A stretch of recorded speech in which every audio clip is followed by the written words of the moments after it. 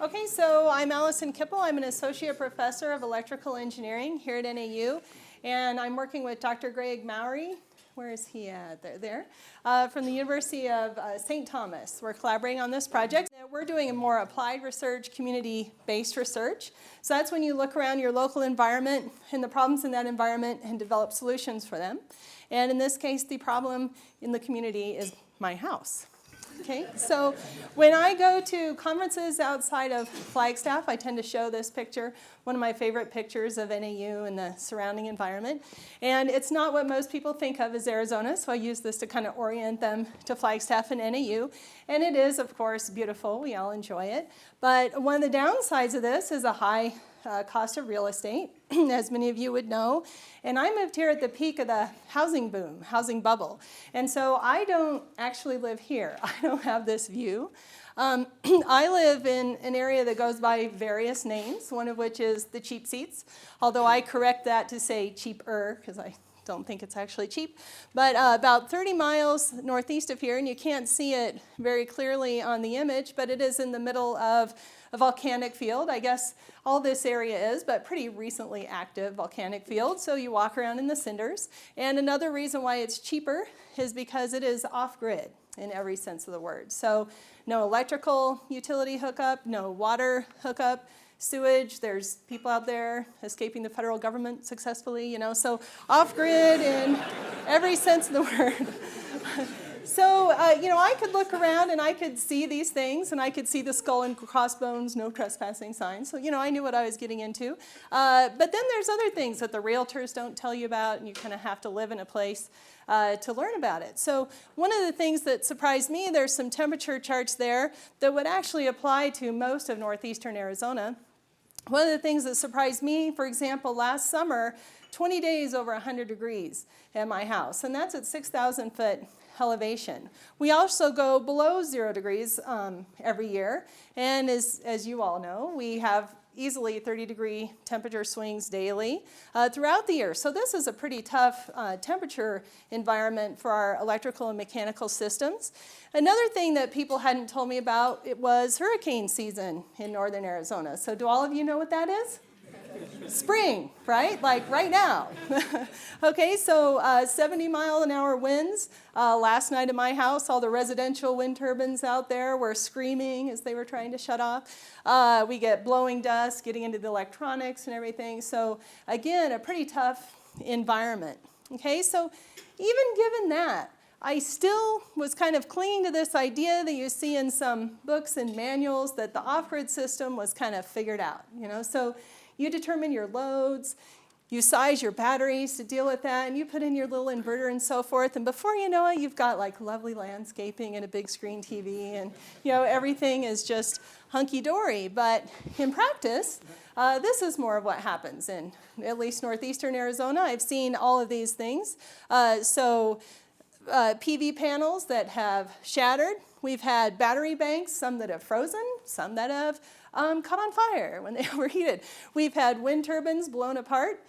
Some students were telling me, now this was a wind turbine not made in the US, but they love telling the story of the parts of the wind turbine flying by their window after it had broken apart. And of course, like we had said, the dust, even things like rodents getting into backup generators and chewing on the wires. So in reality, it's not that previous version. It's a lot tougher here in northeast Arizona.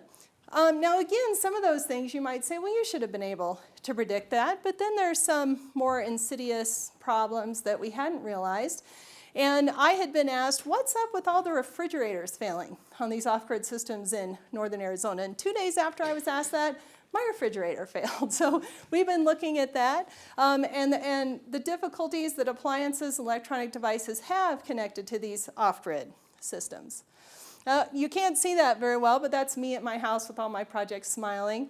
And for me, all these troubles, all these complications are great because I'm an engineer. So I love it. Something breaks down, I've got to figure it out. Try to invent something different. So for me, it's actually pretty fun. But for my neighbors, and that's my next door neighbors, and then my neighbors on the Navajo and Hopi Nations who live off-grid, it is not so funny or so fun. with a lot of these off-grid folks, they are living well below the poverty level, and getting a new refrigerator every year or a couple years just isn't going to cut it. And with a lot of these folks too, the refrigerators aren't just some luxury. Many of these systems were installed because these people needed their medicines refrigerated. So a lot of medicine for diabetes and cancer in particular. So for them, it's a real big problem. It's affecting their quality of life and their health. Now the problem goes beyond my house, beyond northern Arizona, to the world in general. So there's a whole lot of areas of the world where they do not have grid-tied power. And in some of those areas, people are starting to install off-grid systems. And in a lot of these places, just like in northern Arizona, these systems, the power systems and or the appliances connected to them, are failing just within a couple of years.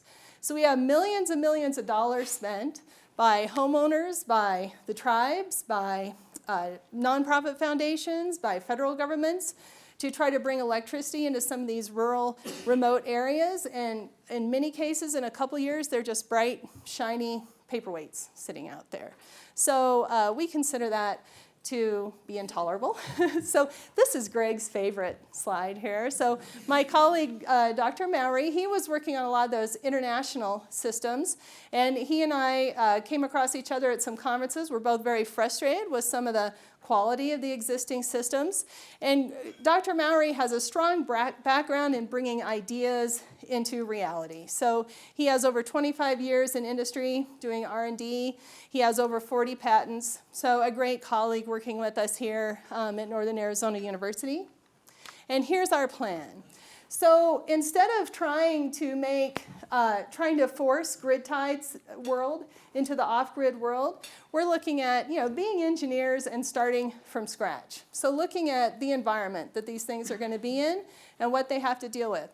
Looking at our customers. What are their characteristics, their behaviors, their needs, and their wants, and designing something to fit that system in particular. So we're looking at starting with the most critical, least available devices, things that other folks aren't really working on. And what that's come to be is actually refrigerators and water pumps right now. And we want, we'll be expanding after that, but what we're looking for in all these devices is that they be very rugged, efficient, low cost, and also aesthetic. For these folks. We're going to be testing and refining these prototypes here in northern Arizona. I think if it can make it at my house, it can make it anywhere in the world. And up till that point, Greg and I, we can do this. We have no problem doing this. But then what happens after you've invented this? So sometimes when professors invent something, it kind of goes on a shelf or a paper is written and it goes away. It could be manufactured in China, could be manufactured in Georgia. But similar to Cornell, we would love to have these manufactured here. We'd love to partner with people here in developing these products. Okay, so to have the full circle of the engineering design process here. So identifying the problems, designing solutions to meet this very rugged environment, testing and prototyping here. So at my house, and then we have colleagues on the Navajo and Hopi nations that are working with us. And then what would be great is to manufacture those products here that would go back into the community and help another one of our problems here, which is providing jobs for some of these folks. Okay, so that is our project and our passion that we are working on, and you're welcome to join us in the adventure. Thank you very much.